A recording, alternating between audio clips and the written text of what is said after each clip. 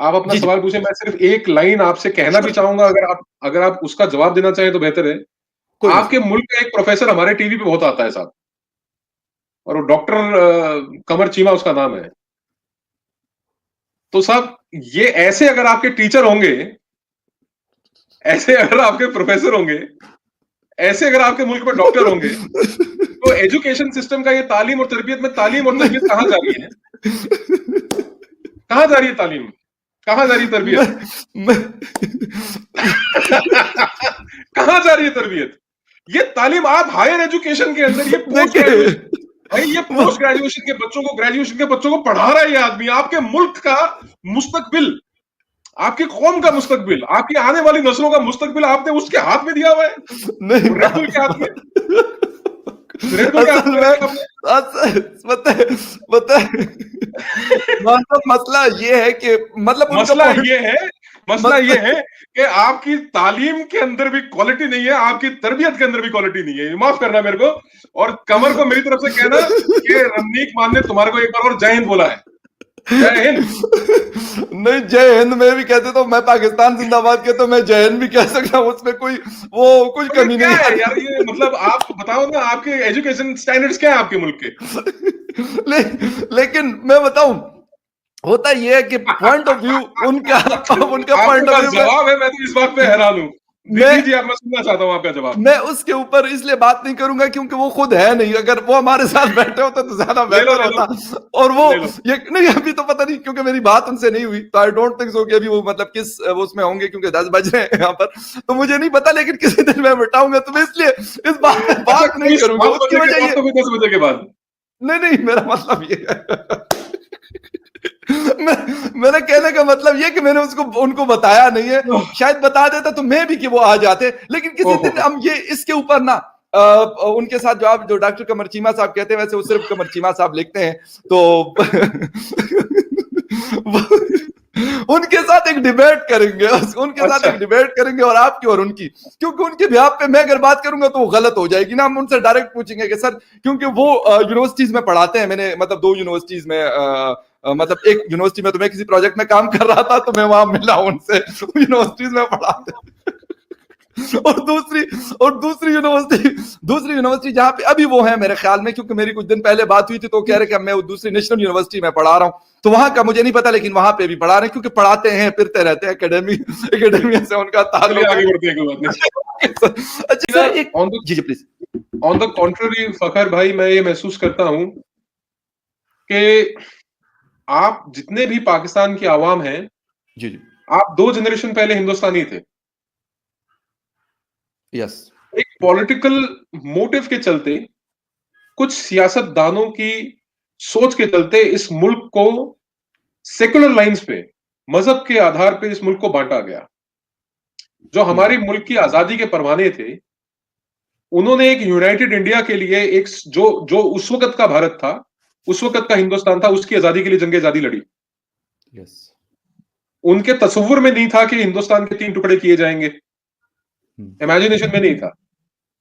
तो आप जब चाइना की बात करते हैं तारीफ करने की, आप जब तुर्की की बात करते हैं तारीफ करने की, जब आप अरबों की बात तारीफ करने की करते हैं, तो मैं आपको एक बात बड़े वाज़ेह तौर पे बताना चाहता हूं कि पाकिस्तान के अंदर मौजूद एक एक मुसलमान सनातनी मुस्लिम है। आपकी जड़ें सनातन धर्म से जुड़ी हुई हैं। आपने काटने की कोशिश करी। आपने एक अब्राहमिक रिलीजन, एक दूसरा एडॉप्टेड रिलीजन है आपका जो रिलीजन है, आपका कल्चर जो है, जो आप इस्लामिक रिवायतों से चल रहे हैं, वो एक एडॉप्टेड कल्चर है। जो ओरिजिनल कल्चर आपके बाप दादाओं का या आपके पुरखों का था, वो एक सनातनी कल्चर है। इस बात को जितनी जल्दी तस्लीम कर लिया जाए, उतनी जल्दी कंफ्यूजन जो है पाकिस्तान के अंदर कम होएगा।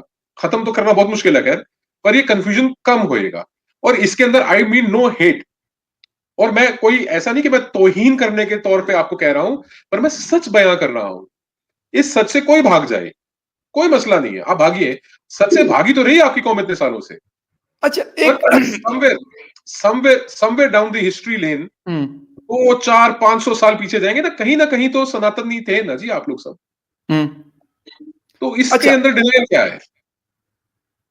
एक चीज जो मैं समझने की कोशिश करना चाहता हूं वो ये है कि हमारे मुल्क के अंदर रिलीजियस एक्सट्रीमिज्म है, शुरू हुई 70s 75 या 80s के बाद शुरू हुई और टिल नाउ चल रही है।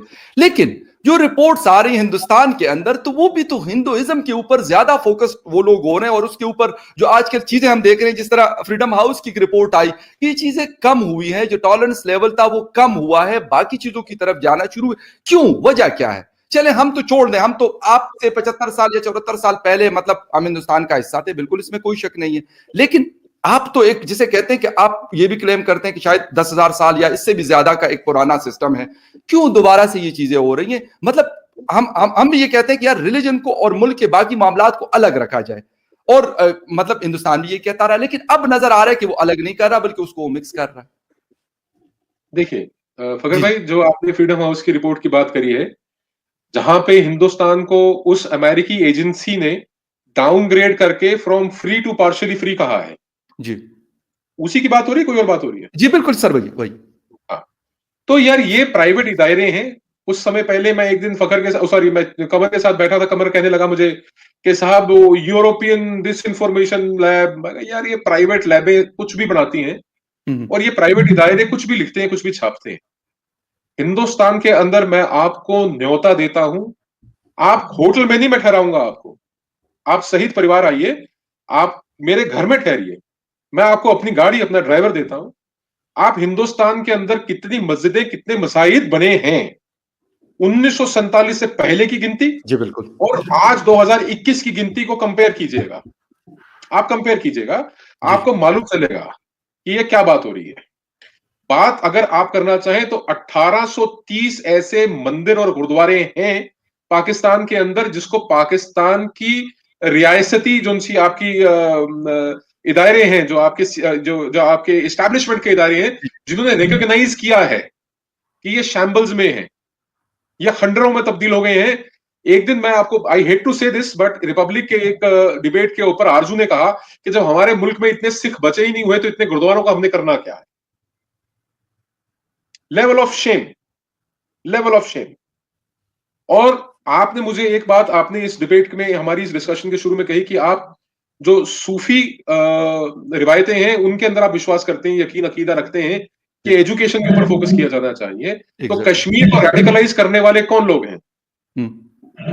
जिन लोगों ने इस्लाम को सूफियाना नजर से देख के कबूल किया, उनको आज अगर आप वहाबिज्म की तरफ लेके जा रहे हैं तो वो करने वाले कौन लोग हैं? इंडिया को आप कहते हैं कि from free to partially free हो गया है, तो एक प्राइवेट इदारा किसी भी मुल्क का अगर कुछ कहता है तो मैं उसके ऊपर यकीन नहीं करता। जिस दिन यूनाइटेड नेशंस की जनरल असेंबली के अंदर ये बात वोटिंग के बाद और पोलिंग के बाद साबित हो जाएगी, जब इस दुनिया के जितने मुमालिक हैं वो ये कहेंगे कि हिंदुस्तान अब फ्री नहीं रहा, पार्शियली फ्री है, तो शायद मेरे को कहीं शर्म की बात हो।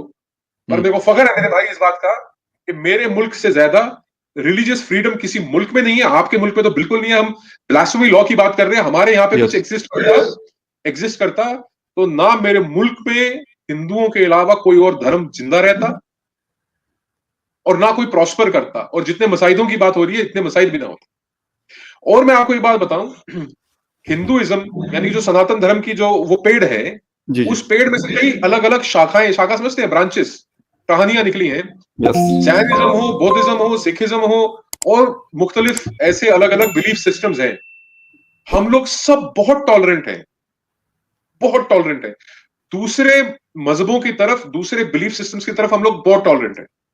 और इनटॉलरेंस, माफ करना, इस्लाम में कितनी ज्यादा है आप मेरे से बेहतर जानते हैं।